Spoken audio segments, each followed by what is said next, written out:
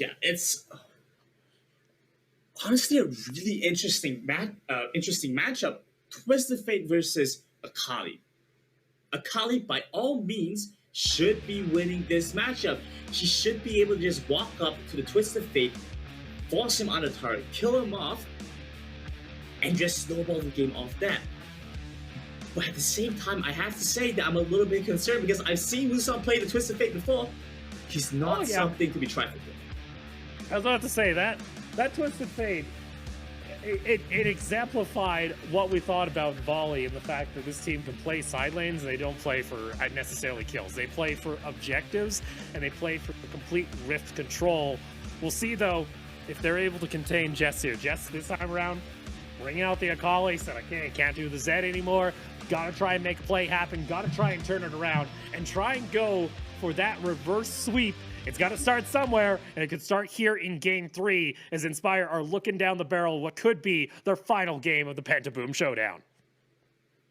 Stakes are high for Inspire. They're looking to try and at least take this game away and hopefully bring the momentum to help them win the next two after that. Whereas Volley, this could be the end. They're just looking to try and close out this game. It doesn't have to be pretty. It doesn't have to be the best game. They just have to win. And so their strategies at this point, I would imagine, are going to be a lot more aggressive. They're going to have a little bit more cheese factor, some things that they wouldn't otherwise do. Mid lane already looking like an assortment of trades back and forth between both mid laners. Yeah, just said, I'm coming out with Fury right now. This level 1, I'm going for a kill. Was close to trying to take down Twisted Fate, but Wazzup able to just stay alive here. But already, I'm liking that early aggression, trying to say, all right, you know what? I'm going to try and beat you to that level 6, try and make a play happen. We'll have to see. Because, again, once level 6 is hit, that Destiny gets unlocked for the Twisted Fate, and that's when we usually get to see a bunch of rotations. And interesting enough, too, you thought it was rough having the Akali up in the top lane. Now we actually just get the Yasuo instead. And if we see anything as far as the mechanics go, this could be equally an insane display coming out here from Team Volley. We don't even have to hit 6, right, Opal? We just have to hit 5, and the Destiny's already unlocked, and it starts activating the Twisted Fate to go between both lanes. You bring the Lee Sin involved, there's no way to stop knockup.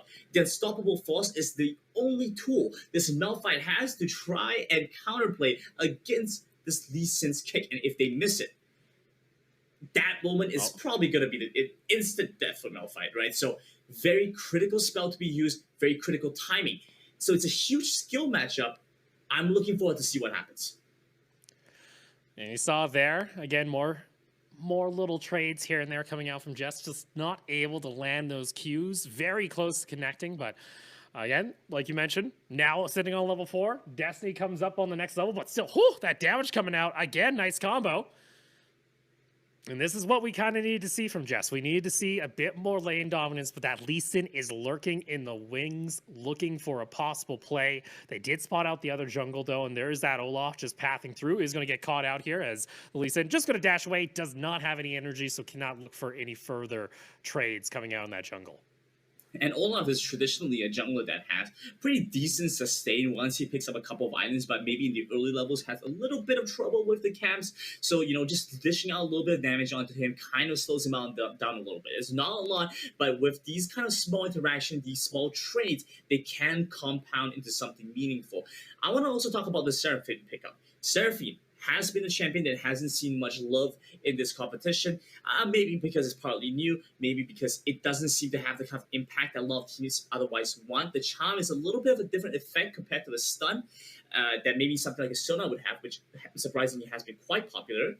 But even with all those factors combined, Seraphine has huge range, can empower her ADC so well. And when you're pairing that up with a Jhin, this long-range synergy, this long-range combo gives you the means to dish out damage for a far distance without being at much risk. So honestly, it works really well, especially when you're going up against a Blitzcrank, which has the potential to perhaps go in for his knockdown.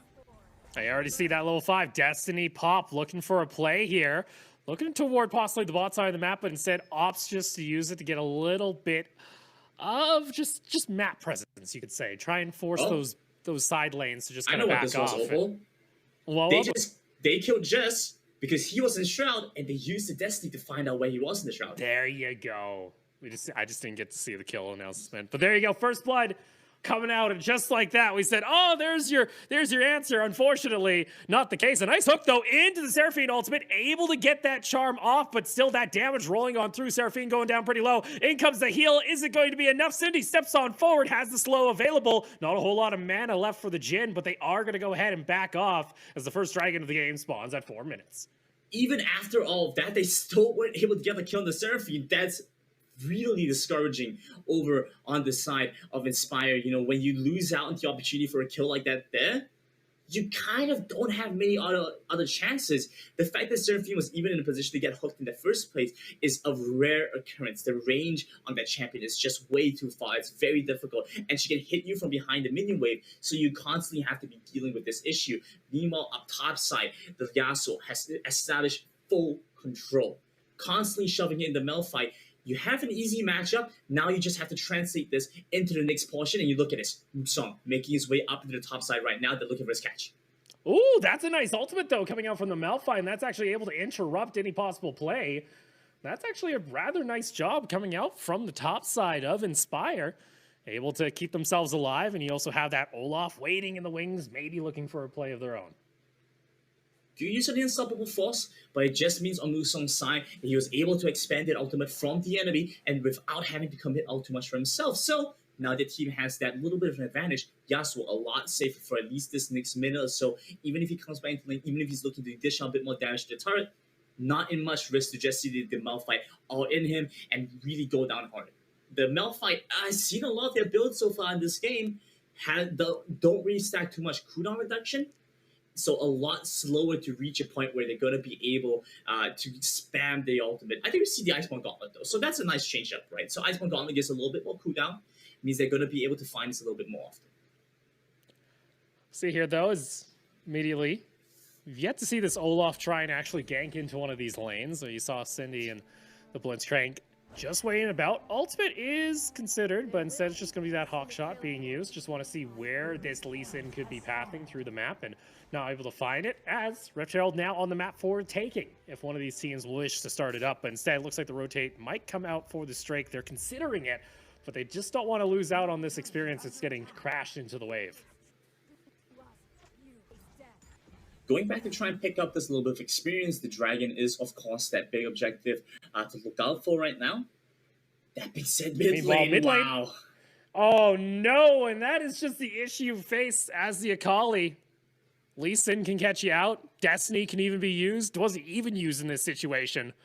And now that's 2 kills going on over to Volley via the mid lane. That's looking a little dire here. We'll see whether or not they can turn around on the side of Inspires. Instead, Dragon going to be started.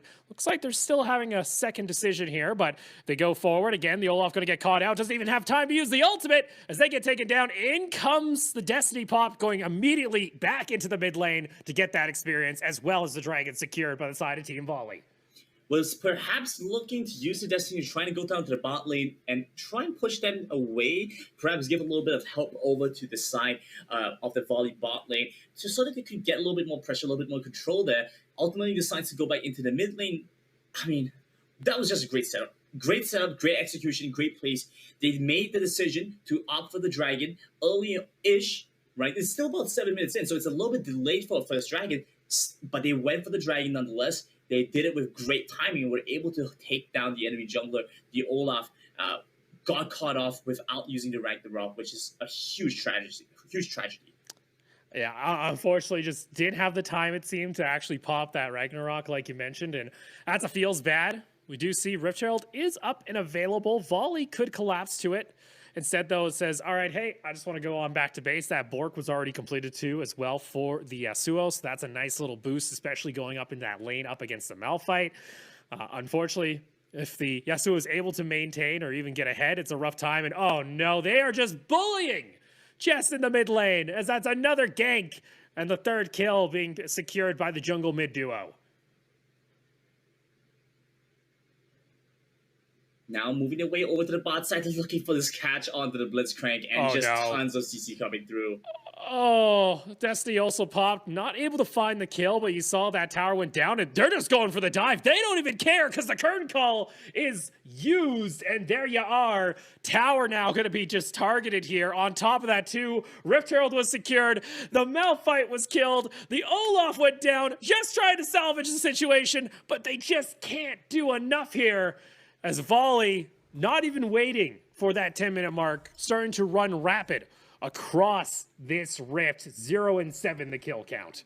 And we already see the rapid fire cannon from Musang on the Twisted Fate. You hate to see it. The long range stun card comes out from half a screen away, a full screen away. You get stunned, you get hit by the Lee Sin, you get hit by the Jet. All of these spells that come consecutively and are able to work in tandem. Great execution on the team composition. Now you just look at this Rift Herald abusing this turret. The top lane broken open once again. Olaf flashing away. Destiny being prof. They are hunting for kill after kill, but are reluctant to chase too deep as they pick up charges instead. That's 2 turrets taken across the map. They also get a 3rd charge from Shelly onto the inhibitor tower. Mid lane 2nd tier towers being taken down.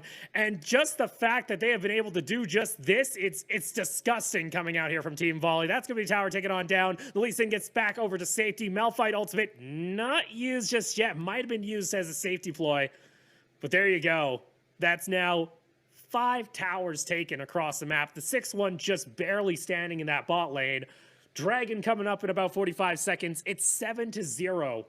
And Volley, they're looking unstoppable. And they're looking like they could be your champions of Pentaboom. You know, Opal, I kind of feel like we've jumped back in time a little bit. We've gone back to the days where coaches would watch over the shoulders of their players and kind of go, yeah, you know what, guys, go for this play right now. Oh, looks like Dragon might be open. You know, Baron looks pretty tasty. It looks pretty succulent. I kind of feel like we've gone back in those times.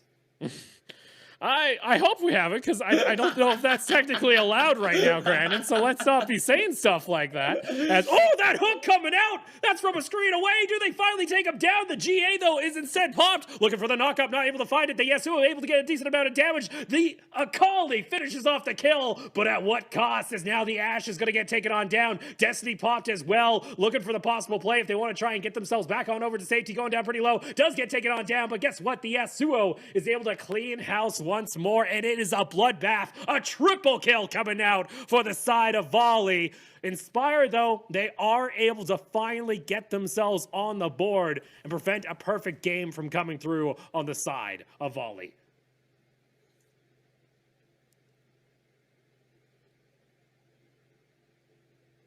Volley at this point, they've picked up every objective they needed to. They picked up all the, they picked up all the tools they needed to start winning these fights. That was a nice hook, a nice setup to get Inspire back into the game. But now that Dragon is up, that now that Baron is up, there just aren't any ways for Inspire to start looking to try and contest this. You can see that the Malphite somewhat nearby, but Dragon's already being started up. You can't really intercept this, and now with this Yasuo in range looking to try and prevent you from going for this, the Ragnarok going to be used, but it doesn't look like it's going to be enough. Doesn't look like it's going to be enough there as the Olaf gets taken on down. Current call also being used, and there's your chase. There's your double knockup. Beautifully done here. Coming out once more, and Porsche forced to go into the Zonias. They are just piling in. Perfect execution, going to be able to get themselves back over to safety, but the push is coming in now onto the inhibitor tower, and things at the moment, you got 2 members down, the wave crashing in onto the base, and now they have to deal with supers, but it does not look like Volley wished to slow down. Instead, they turn tail and look to set up toward the Baron. We're able to pick that up and now are looking at this big objective. Baron is going to be the final nail in the coffin. For Inspired, they don't have many ways to prevent this. The previous times, Dylan was at least on the move, had some form of gap closer to get in and look for the steal, but right now, too far away with no available options. Just going to have to concede that away. And now it's up to Volley. Balls in their court, how they end off this game. Whether or not they end off this game in the next few minutes, or if they make a throw, if they make a mistake, still up to be seen. And there you go. Things looking dire here. I wish I could say I have hope, and there might be still just a slimmer of hope for Inspire. But again, you need that massive turnaround. You need that massive play. You need to take that 10 to 90 ratio coin flip. Whether or not it's going to work, you don't know. It's heavily against you. But something has to be done if they wish to hold, because Volley now in position to close out this game on the next fight. And naturally, you want the Ashe to be able to dish out a lot of damage. You want the economy to be very strong and win these team fights for your team. But frankly, they just weren't in a position to be able to do so. Jess had a good laning phase, was able to finally take down Musang, put him in his place, but couldn't get a solo kill. And that was about the name of the game. The Akali couldn't get ahead, couldn't pick up any kills, and that was the main difference between every game we see from Volley. Akali got ahead, Akali got fed, picked out a couple of items, shred through the enemy team, and this time around, the fact that Jess wasn't able to do so is just a huge problem. He's not at the place where they want to be. Volley have scaled way too far ahead. And there you go. Second tower on the bot side of the map being taken here, and now positioning themselves. Curtain call being used. And it might just be curtains here on this match as again they go in for the dive. It's going to be underneath the Nexus. There's your double knockup into the double last whisper. And there you go. The final breath. Just enough, but still not enough it seems here on the side of Inspired. They try and go for the big play, but your Pentaboom showdown champions is Team Volley from Vietnam.